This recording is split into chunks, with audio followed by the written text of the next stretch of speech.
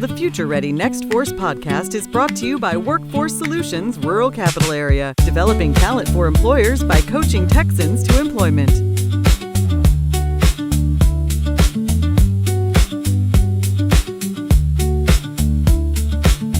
Hi, welcome to the FutureReady Workforce Podcast. My name is Kelly Moreno, and I'm the Chief Solutions Officer for Workforce Solutions Rural Capital Area. And we are proud to bring you this podcast in partnership with our sponsor, International Brotherhood of Electrical Workers Local 520. Today we're going to do a little bit of something different. We're going to listen to you all, the community, and answer some questions you might have about workforce and the myths around workforce and what we actually do to support the 9 counties surrounding Travis. We're here to help you, so let's jump right in and learn about what your questions are. What we do is help employers find job seekers to match the needs of their needs in their company. But also on the flip side is we help our job seekers upskill, get new careers, write resumes, do job searches, provide labor market information so you as a job seeker can see what the growing fields are in the 9 county region so you can target where you want to work, and then we're going to help get you there. Workforce Solutions is open to anyone in Texas, so come visit our offices. Our employers come work with our business consultant team and they will assist you. There is no restrictions to come visit with us and see how we can support you in getting your career going, help you find childcare if you need that, and there's just all kinds of opportunities available to you that are open to you at no cost. I think one of the things obviously is childcare. The state of Texas is one of the few states that puts childcare under workforce, which is very important because you can't go to work if you don't have childcare. That is one service that people understand comes under the Texas Workforce Commission, and it's a very important part of getting our employees into jobs. Another thing is for employers, we can help you match people with their skill set and the needs you have for your company. It's through our Work in Texas website. So the employees our job seekers will put their resumes up there, and then we have staff behind the scenes that's going in and doing a match based off your needs as an employer. We can also help employers find grants to do upskilling grants and train their current workforce to help with the retention. We can also help with our K-12 population and developing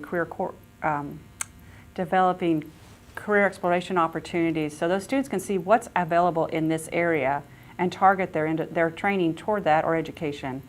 We have a team that's in the schools working with students every day, and it's really a great way to build that pipeline. Then from that pipeline, we will build it on through our community colleges, our training providers, onto our university levels so that students can get the skills they need to help support the employer so that we can grow the economy here in Central Texas.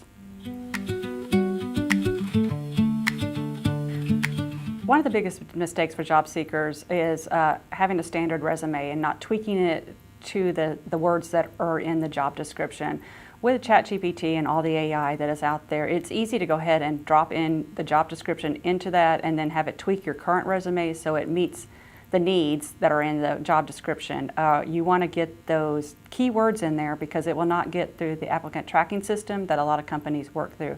We have staff on hand that will help you do this, help you, get that resume up and running and get at least a base resume. You still need to do a cover letter. Those are very important to have a cover letter done. You need to do your research on the company you're applying for so you understand what their needs are, where they want to go, what their goals are, and really dive in to what they're looking for, as well as building out your network. So go out and visit, get on LinkedIn, build up your LinkedIn account. We have a training specifically on how to build your LinkedIn up.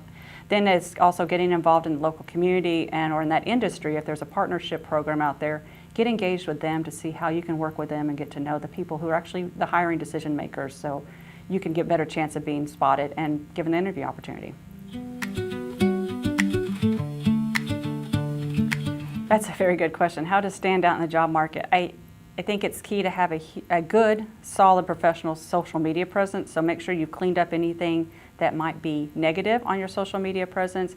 Strong LinkedIn programming. If you are a creative type, you want to have your portfolio created and available on LinkedIn so they can review that and possibly also include that in your resume if you're able to on the tracking system. You need to be engaged.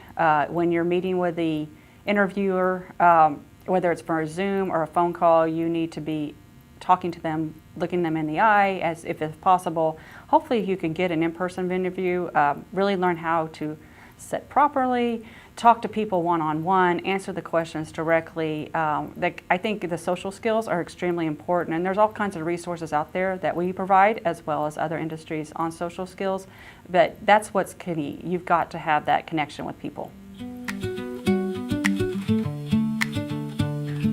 So we are so blessed to be in Central Texas, and it's a unique time here, and I think I may have mentioned on our previous podcast, we are growing in a lot of industries. We're not just one industry here. So we have IT, advanced manufacturing, healthcare, education, skilled trades, all kinds of things. So whatever you're interested in, we can find you a career and we can get you trained to be in that area. Because at the end of the day, we all want you to stay here locally in Texas or locally in Central Texas, get your training and stay here and work here. So you can have your family support, your community support, and everyone here to help you. So many opportunities are here in Texas that it's unbelievable what you can do. And so the sky is really the limit. If you're currently in a role you don't like, let's come talk to us. Let's see what we can do with the skills you have. They're transferable. We'll help you write that resume to show you how the transferable skills can be worked into a different industry. You're going to have to do some hard work. It's not going to be handed to you. Let's be frank about this. We all have to do the work. But once you do that and are willing to do that work, I can guarantee you're going to find a great career. As of a certain person of an age that I am, changing careers can be scary. It's, you're used to certain things and how certain things work. But when you've got a skill set that you've been developing for 20 or 30 years, you can take that to the next level in a different field that could capitalize on the skill set that you have and be able to take that to the next level. Don't be afraid to do it. Come talk to us. We have counselors that will help you on how to do that transition. They'll work with the skill sets you already have and then dive into where that could also work in different fields so you can look at the different options available. A lot of people don't understand that what they have is such a gift and that they can take it other places and really thrive. The skill level of the applicants coming in, soft skills are a big challenge. Just showing up to work every day sometimes becomes an issue. That's what we're hearing. You can't let one little thing sideline you. For example, if you have a flat tire, that doesn't mean you need to take a day off. You need to learn how to adapt to adversity and work through it. Your employers will work with you. If you're a good, solid employee, they're going to bend over backwards because they want to keep you. But as the employee, it's your job and your responsibility to make sure you're providing the best to them. And in that way, they'll work with you. So really working on figuring out how to make sure you're in at work every day and you're meeting your responsibilities and your deliverables. That's one of the things we're hearing from employers is people just not being able to come and do that work.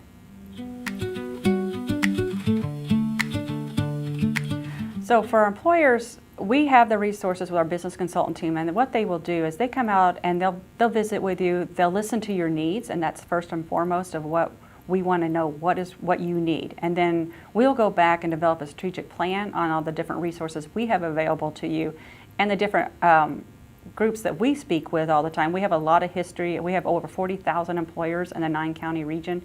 So we're constantly working with different employers and learning different things that they're doing to be successful. So once we bring that strategic plan to you, we'll have a plan of how we're going to attack what your problems are. If it's needing upskilling and we need to get you into grant situations, we'll work on that to get those upskilling. If it's finding employees, we're going to match you with our staff in the back of the house to get you matched to those employees that you can interview with and then find out that's the right fit. If that's not and we don't have anything available, we can do customizable training. We have an example of that, what we had as we're advancing more into the advanced manufacturing field, we needed maintenance techs to come and fix the machines because when a line goes down, that's a lot of money. But we didn't have any maintenance techs to do that. So we created an apprenticeship program with our partners at Texas State Technical College for maintenance techs. And this is a consortium of 5 or 6 employers in the region. We get them the basic training on the maintenance techs and then they go into their employer's site and learn specifically on their machine. But this is answering a real need right now so that our employers can be successful and get through the next steps so they can grow their company.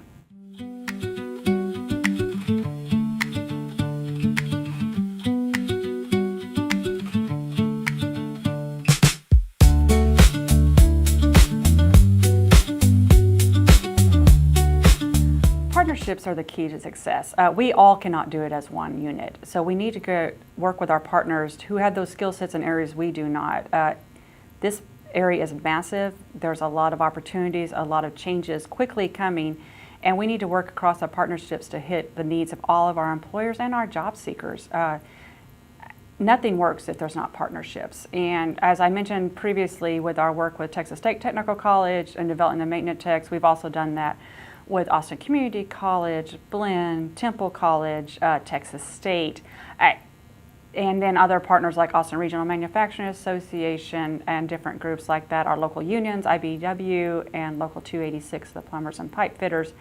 These are key to building that foundation so that our job seekers have the tools and skill sets to do it, and then go across multiple partners to get it, and then the employers get the talent they need. I see workforce setting as the hub and the connector, because we'll hear one thing from somebody, but they maybe not know that another company or group over there has that resource for them. So we can connect those dots, and then we can come along and provide support services, another opportunity to support that job seeker through their journey so that the employer gets the talent they need.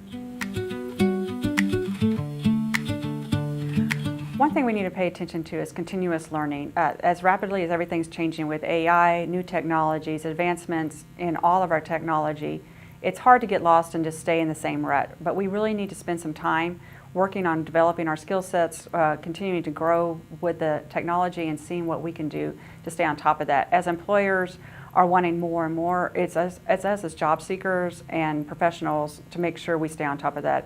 It's our responsibility to do that. The soft skills is huge. You hear it all the time. Communication, and what I mean by communication is in person, eye contact, being able to talk to people in an uncomfortable situation, walking into a room and starting a conversation. What we've done in Workforce Solutions Rural Capital Area is we created a networking event for our juniors and seniors this year so they could come and practice interviewing with different professionals during an afternoon. So it gave them that confidence in being able to go into a room and talk to a complete stranger about something. That is a skill set. It's not something people do naturally. You see people doing it all the time, but you have to recognize they've worked hard to do that. And it's not comfortable for most people. They are very uncomfortable walking into a situation they don't know anything. But if you can start a conversation, build some camaraderie, and that relationship, you're going to make incredible strongholds in those relationships and build your career even further. So when an employer is interviewing, they're hiring you to solve a problem. So you need to do the research and understand the problem. That problem is in the job description. You just need to find it and then answer to it.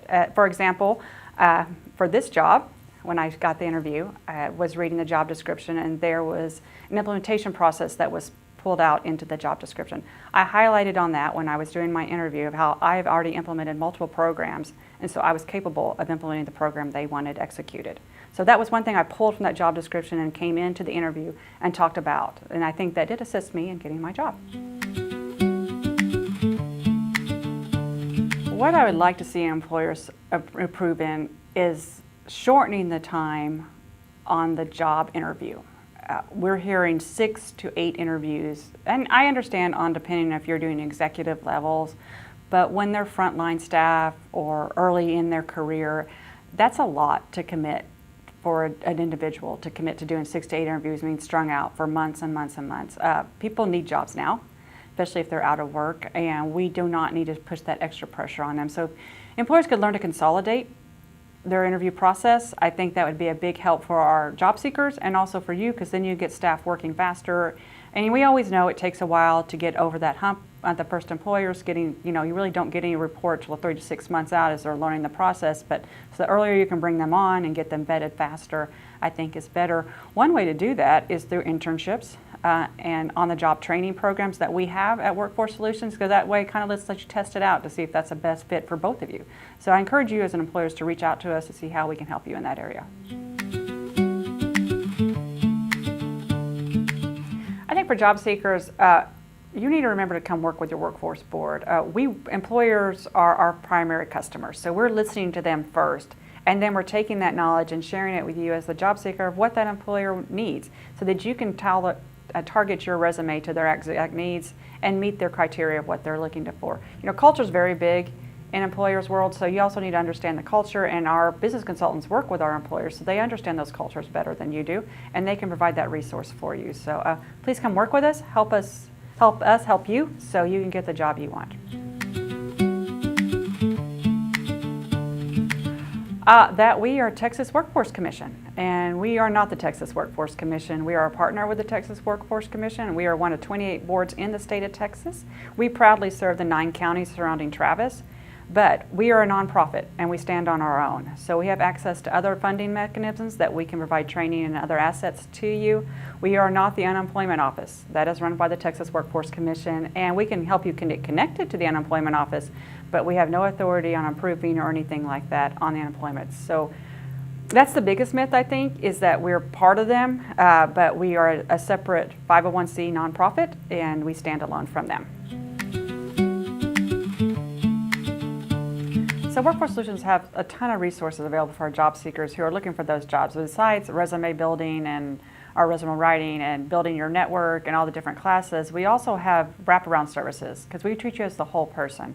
We know it takes all of us working together to get you employed. So we're trying to remove those barriers either through childcare support, work clothes, tools, anything you might need, transportation, gas cards, those type of things. We're going to help you remove those barriers so you can go get to your job.